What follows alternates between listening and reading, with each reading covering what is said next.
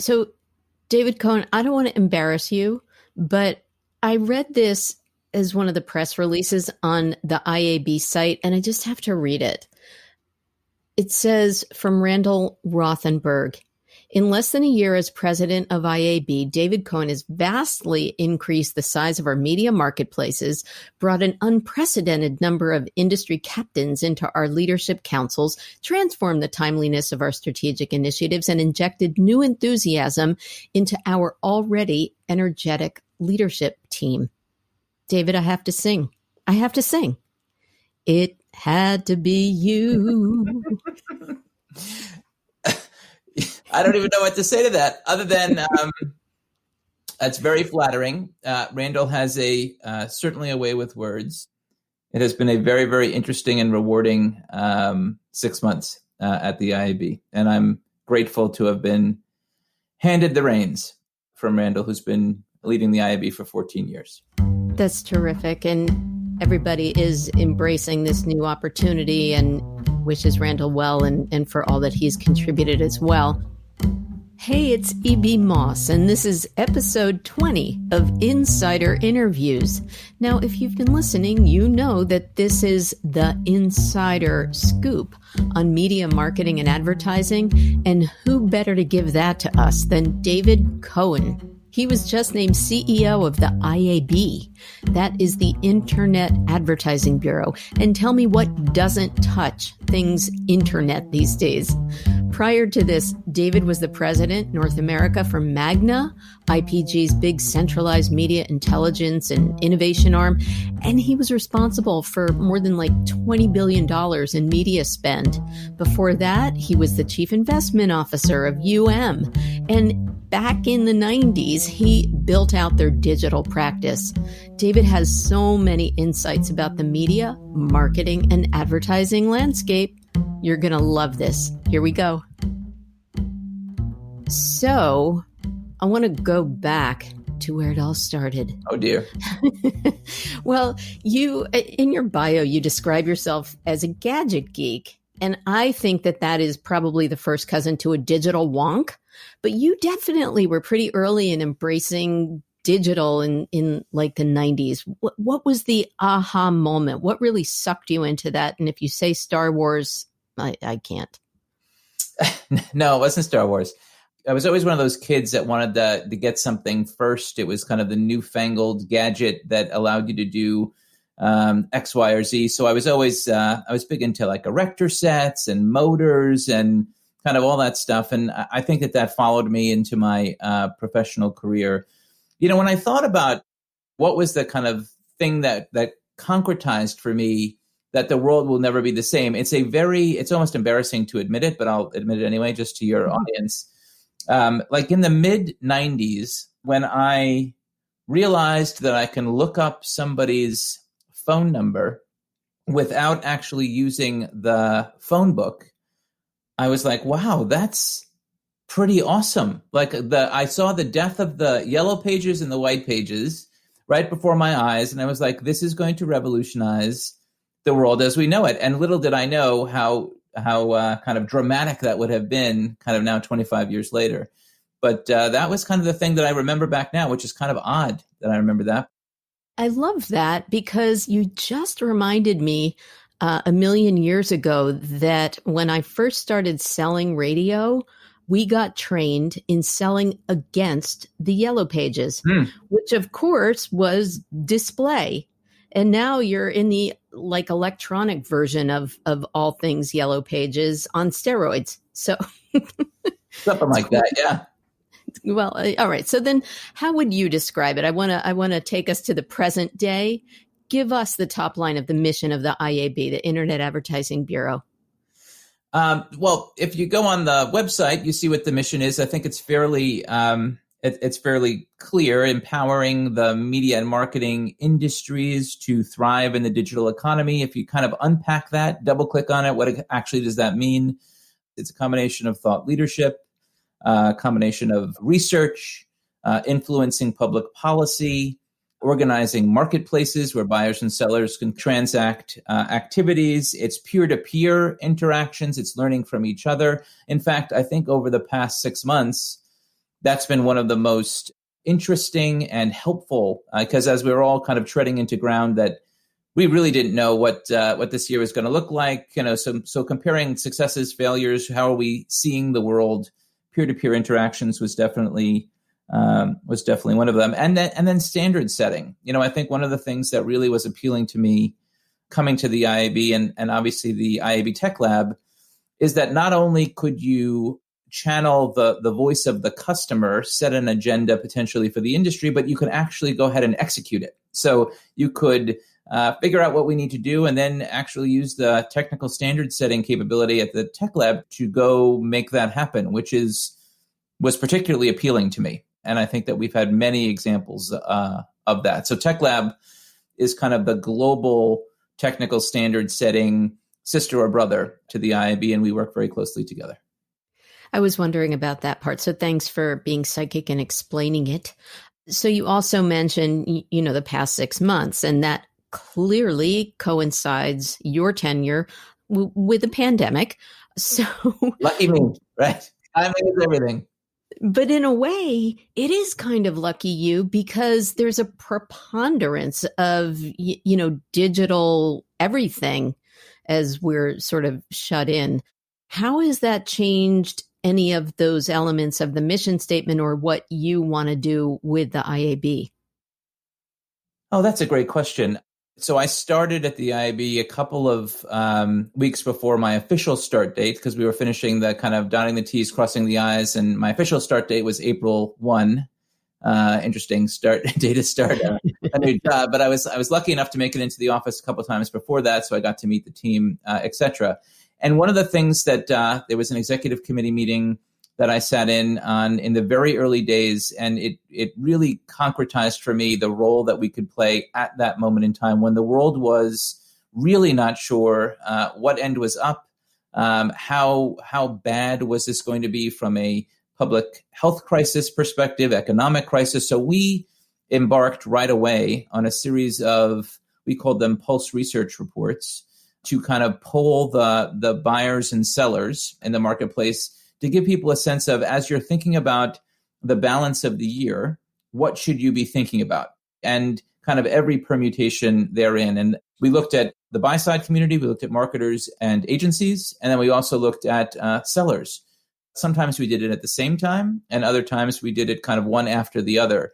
But it was a very interesting kind of dynamic where you would imagine marketers and agencies would have a sense of where the market is going slightly before that information was communicated to the publishing community. So they were kind of a little lagging indicator of how things were going. But we did, I think, 6 or 7 pulse studies over the past 6 months just to provide the market with a sense of what's up, what's down, what is the market looking to move into, move out of. There was all the social unrest, racial unrest in the country. So messaging fluidity was super important. So we kind of talked about that.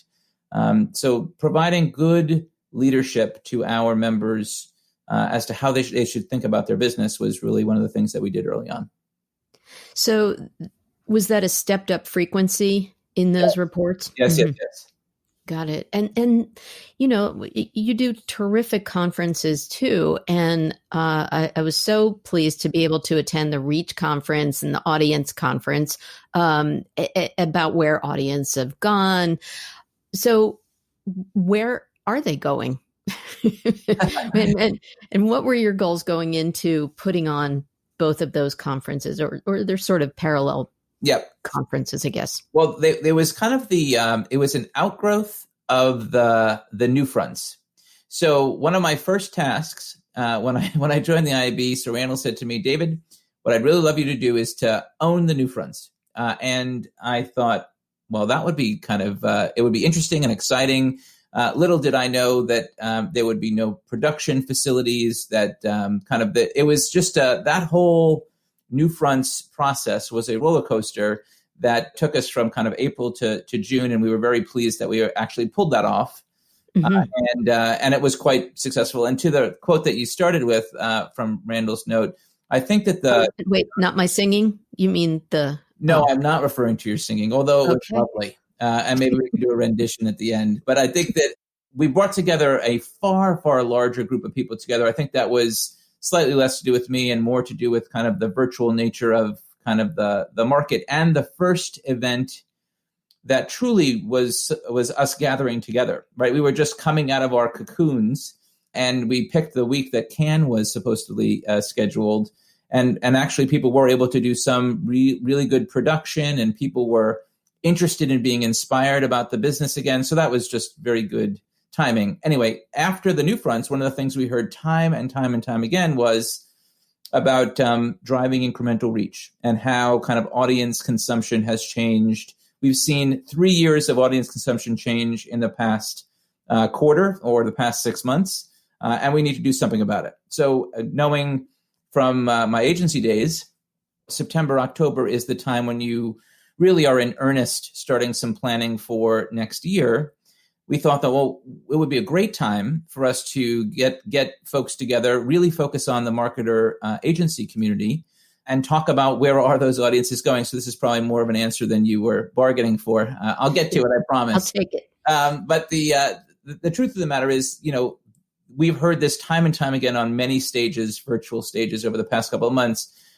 Linear television has evolved into a connected television, some folks call it OTT world, and we've seen dramatic increases in consumption there, dramatic new entrants into the market, new opportunities to kind of aggregate audiences, which is super exciting. So I think the connected television or the streaming landscape, the new mnemonic or the new acronym is FAST, free ad-supported television, is really one of the lead stories there. And I'll tell you what, streaming audio, the podcasting business and streaming audio all up, many were very concerned that with the lack of car time, travel time, that would be taking a hit in terms of usage.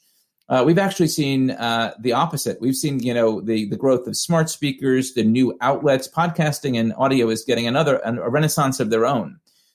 This year, we published a research study with PricewaterhouseCoopers, PwC, and found that podcast consumption actually went up 15% despite the pandemic. So I would say streaming, period, full stop, is kind of the belle of the ball. That seems to be where people are spending their time.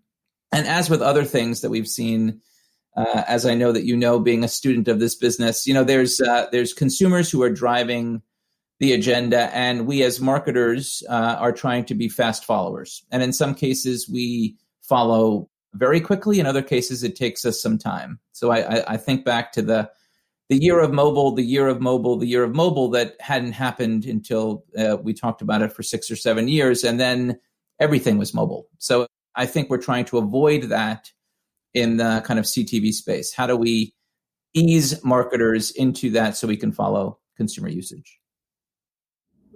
Well, in terms of the increase in streaming and particularly in podcast listening, I will say from your mouth to God's ears and everybody else's, I hope, especially to insider interviews. Indeed. So along the track of conferences next month, and this is also sort of along the lines of disruption and how things are changing, you'll have the brand disruptor summit. Say that times fast. Yes. I can't. I'll lose all my listeners that have migrated to podcasting. I'm really interested in that topic too. It seems very germane to a lot of friction points that we have right now. That whole retail, physical, digital hybrid. I want to know how brands might be taking on some of the DTC traits. And you talk about the Warby Parkers and the Harry Razors being the accredited universities of disruption. Is that still accurate? Or are some of those traditional brands kind of eating their lunch now as everybody gets into that disruptive headspace? Well, that was a multi-part question. It was. I got back at you. I'm going to unpack it. So yes, we have Disruption Week, which is coming up in November, which we've broken down into 3 parts. So Brand Disruption Summit is kind of the first 2 days. We have Creative Disruption, which is a day because I think that we probably as an industry haven't spent enough time on the kind of creative impact. Or, we talk about data and technology a lot, but how does that affect kind of the creative part of the equation? And then we have the IAB Policy Summit, which is another kind of interesting, talk about disruption. What's happening in DC is also really interesting to see. So it'll be right after the election. And hopefully we're going to get some really good DC luminaries to talk about that. To answer your other question, though, the IAB is really quite different in the kind of trade association space in that it's got lots of different cohorts as part of it. So it started as kind of a publisher organization and then kind of added ad tech. And then about 2 years ago, added brands to the roster. We have over 170 brands that are now members of the IAB. And that's a combination of disruptor brands and established brands, quite honestly. So, but the whole brand disruption idea, the kind of direct-to-consumer economy, was something that Randall and the IAB really embraced before it was in vogue. And we've kind of followed that over the past 2 years and followed that evolution. So we're building on, we have the IAB 250, which is the top 250 direct-to-consumer brands, which we publish every year. And, you can see from a year ago, just take groceries as an example. It was a $1.2 billion, online groceries is a $1.2 billion business. A year ago, it's now a $7.2 billion business today. So we could see just astronomical growth. And once again, the pandemic has poured kerosene on things that we have been seeing evolutionarily change. It has now kind of really pressed the fast forward button.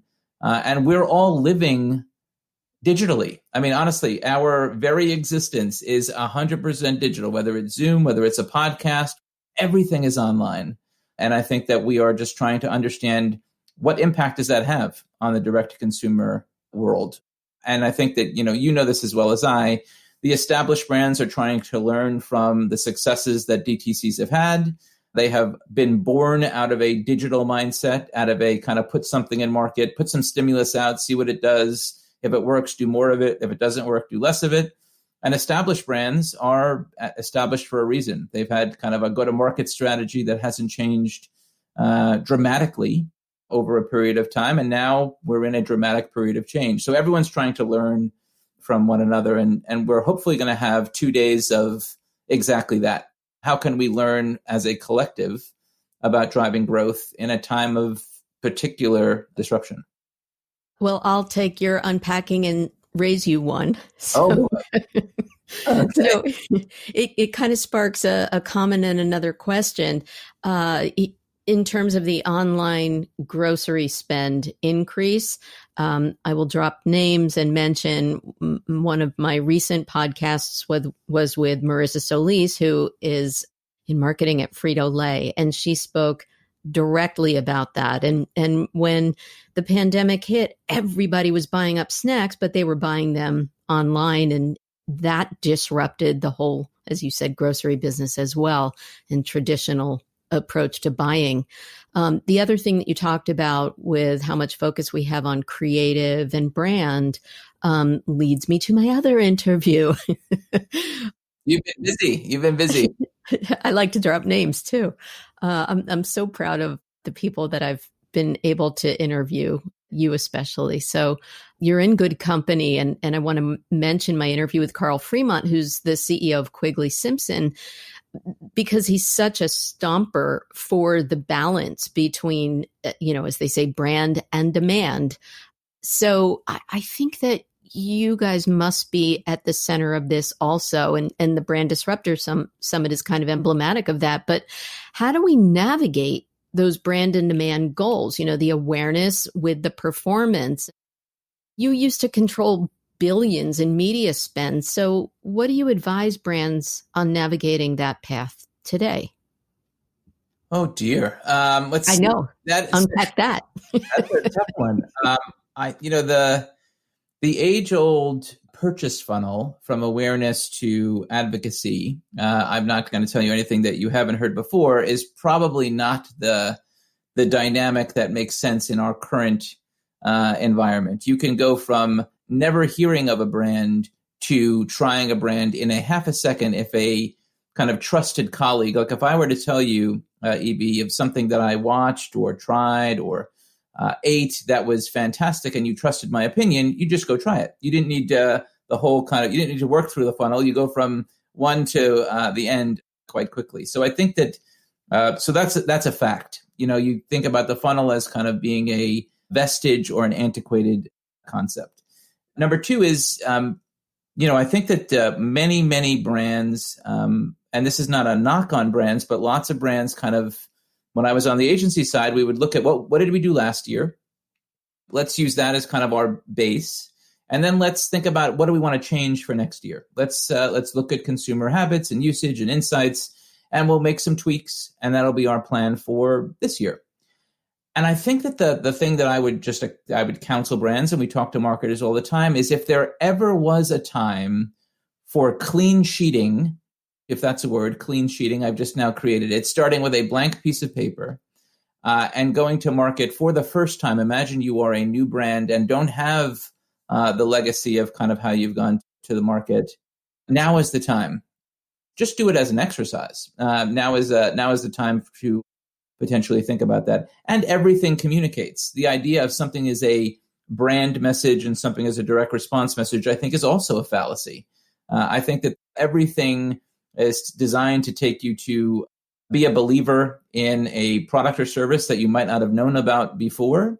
And brand advertising could lead to direct response, and direct response can have a brand halo and everything in between. So I don't think it's as black and white. And I know Carl is a dear, dear friend. I've known him forever.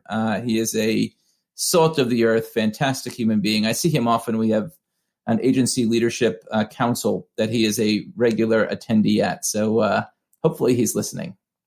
I'm sure he will, because I'll be telling him about this, and hopefully we'll get to this. But you're both very active in pro-social causes and things like that. So yay, both of you. So let's get into maybe some tactical specifics. What about driving digital engagement? Are you seeing a big shift in how that's being accomplished? So this is a very pithy answer, and I apologize in advance. The simple answer on the surface is it's super important to be relevant. So understanding your life situation, your life needs. So I always say that for me, as I was considering which university my oldest daughter was going to attend, because we're very, very good in marketing, there was a tsunami of kind of stuff that was put in front of me about options for higher education and what the opportunities were. When I just had a baby, I was interested in kind of all the things that you want to know about that. And if I'm not having a baby, those things are not relevant to me. So I think relevance is really key, and that's just an obvious answer. I think we have to be respectful of people's time. I think more and more the attention span of the average consumer and then particular cohorts in there is getting smaller and smaller. And I think that we just need to make sure that we are not talking to ourselves, not being insular, but respecting people's time and being sensitive to the add to edit ratio or add to edit experience, and make sure that we are using that in the most effective and efficient way possible. That's the simplest thing that comes to mind. You know, we can never hear too much of the basic truth and have that as a reminder. And, you know, we talked about increased listening to podcasts, and that add to edit thing certainly applies there. I'm so afraid of that space turning into a slippery slope of too many ads. Yep. So relevance seems to be related to data and measurement and understanding what's relevant to that particular audience or not. So if you could just talk about a big topic these days, cross-platform measurement, how the IAB is helping to drive that forward, and will we see aggregated measurement across streaming devices? Another big question. Evie, ever since I've been in this business, I would say we've been talking about measurement, and kind of there's a constant ongoing frustration about the fidelity of that measurement, and measurement has kind of been a vexing challenge for us for a very, very long time. I am a huge believer in progress over perfection. And I think that we have been looking for perfection in this space for a while. And I think that that's been one of our challenges. I divide the world into two basic buckets. One is how we count things, and the other is how we value things. And they're different, and we haven't kind of really cracked the code on either perfectly yet, but we're making tremendous progress. So counting across different platforms and devices and types is very, very challenging. I consider this to be really in the kind of technical underpinning, technical infrastructure. Who are the standard setters in that space who can kind of understand at the molecular level, how do we count an impression? How does a CTV impression equal a mobile impression equal a display impression equal a linear television impression? We're doing a lot of work at the Tech Lab on that point. So I really consider our role to be kind of the Intel inside, the technical infrastructure to help understand how we count things in a similar way. And then the value part of it is also equally interesting. Is the value simply delivering an ad, an impression? Is the value that you've actually encouraged someone to do something? You get into the whole kind of attribution modeling and all the touch points that happen from initial to completed sale. And there's so much sophistication that has happened in that space over the past 3 to 5 years, which has been fantastic. So we will definitely get there at some point. There are no shortage of initiatives in the industry today to crack the code of, could we have a ID that is kind of cross-platform, cross-device that defines EB or David as a kind of virtual ID. There's a technical challenge to a lot of the stuff that we're talking about, but we've had some of our most competitive companies come together to work collaboratively on this. Because if we don't figure it out as a collective industry, we will not see the growth that we are all looking for. Because if you can't measure it, you can't grow it. So I think that that's super critical. You have a big job, man. There's a lot to this. That's, the thing that, just on that point, not to kind of just go off on a tangent, that is the greatest challenge is focus and priority. And if I was to put my finger on the thing that is the greatest opportunity for us is to not worry about the noise, and there's lots of noise, but identify what are the critical things that you need to get done. Identity resolution is kind of number one. What do we think about privacy, personalization, and safety? That's kind of the big one. What do we think about measurement and attribution? And how do we make sure that we make the video landscape grow commensurate with where consumers are going? Those are kind of the big three things. And I wouldn't say everything else is noise, but you have to have focus, because otherwise you're an inch deep and a mile wide and you're not effective at anything. Now the IAB really touches everything, as convergence and streaming just makes your choice of platform moot. But I do want to kind of hear just like your knee-jerk reaction if I say video, if I say audio, if I say DTC. What's your sort of buzzword bingo knee-jerk reaction to those? I do the same thing. I do that. I do it a speed round. It's like word association. I say something and you say the first thing that comes to mind. So video would be streaming. That's bingo. That's a boring one, but it is the truth. Audio would be podcasts, and DTC would be innovation. That would be the kind of three things that come to mind. That's great. So now I'm going to do something else that you did, and I stole this directly from you in your wrap-up panel at the Reach conference. So the people who were in your hot seat before, you asked them to dream and say what they would fix that was vexing them today. So what would you fix that's vexing you today, David?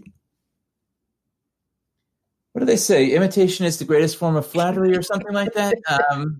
Serves me right for asking a question like that. Let's see, the thing that comes to mind is For us to solve our greatest challenges in this business, it's going to take collaboration across all parts of the industry. And I think that our natural tendency is to have a not created here kind of, this is my little sandbox and I'm not going to necessarily play well with others and I want to have proprietary advantage.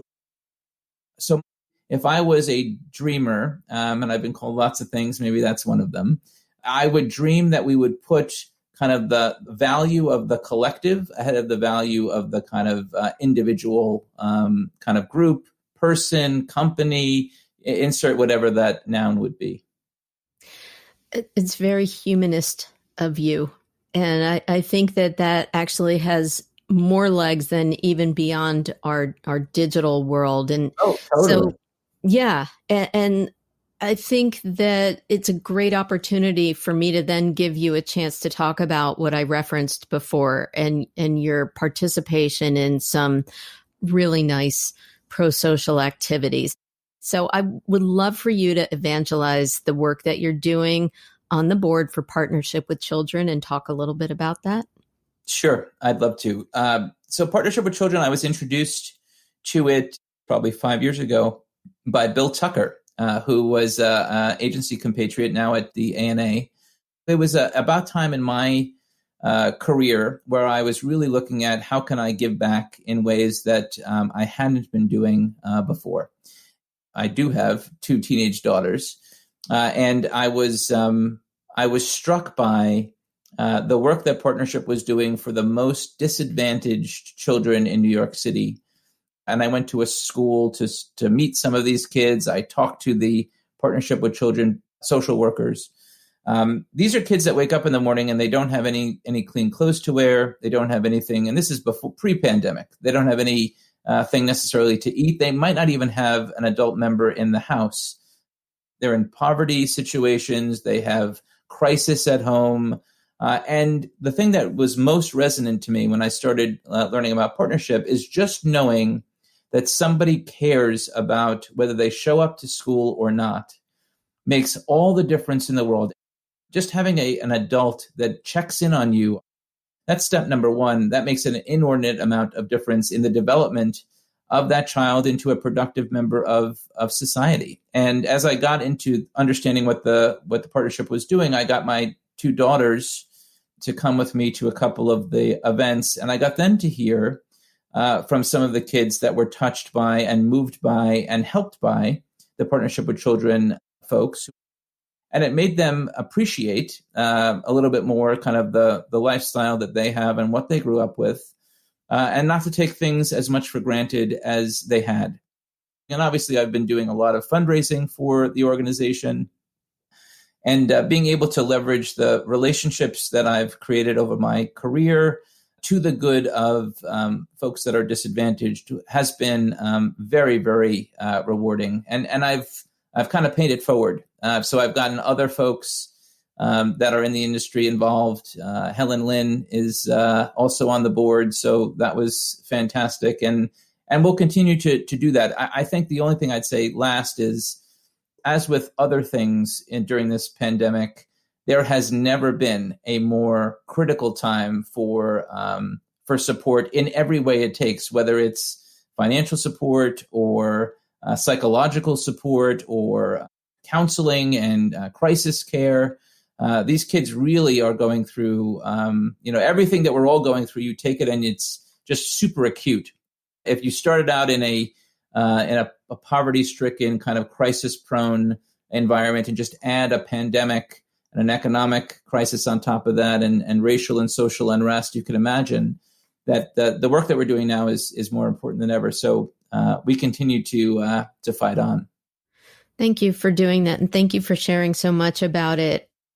And I'll certainly add a link to the show notes to Partnership with Children. It's really heartwarming to hear about that. And you mentioned your daughters at home, and I hope your family is well. I know that there are a lot of post-grad kids who have moved back home. So I think another service that we could do for grown-up children is give some advice for how one might get into the media industry and perhaps find a job these days in our challenging times. Thoughts? Yes, I think challenging times are, in some cases, an understatement. One of the things that we have done this year, as it relates to kind of diversity, equity, and inclusion, one of the challenges that we have is kind of making sure folks that are in colleges and universities are so inspired by the media and marketing industry that they want to get into kind of this business that we're in. So we've been doing a lot of kind of reach out to historically Black colleges and universities. We invited them to participate. A lot of, I think nearly 400 students participated in the New Fronts. We are talking about starting an apprenticeship program for folks that want to kind of break into this industry. I don't think that there's a silver bullet or a simple answer to your question. I do think being glass half full and reasonably optimistic, I think that the worst of it is over. And I think that next year we're going to continue to kind of claw our way back to the growth that we've seen year in and year out. And I think that at IAB we're a reflection of kind of the health of the ecosystem kind of at large, and we're trying to do everything that we can to grow the overall kind of industry and ecosystem so that we can kind of continue to move the business forward. So I would say for folks that are looking for work, networking is by far and away the tools that we have at our disposal now are beyond compare. And networking, and it's 6 degrees of separation. You'll find your way to someone at a company that is interested in hiring if you just keep at it. So diligence, I think, is important. And I know that we're going through a time of people kind of being laid off and people downsizing and efficiency measures. I'm hopeful that 2021 will reverse that and we'll be back to the kind of hiring that we have seen in years past. Well, if anyone can help inspire an industry and help move it forward, I have a feeling it's you. It had to be you. Sorry. Again, an encore. Fantastic. Oh, David Cohen, what a pleasure speaking with you. I'm glad I got to see you a little, even though most will only hear you through this podcast. But it's been great, and I really appreciate you taking the time and appreciate all you're doing, seriously, to help move our industry forward. Well, I hope you got some good inside scoop from this episode of Insider Interviews with me, E.B. Moss. And I also hope that you'll rate, review, subscribe wherever you download your podcasts. You know the drill: Apple, Stitcher, Google, iHeart. Thanks again for listening.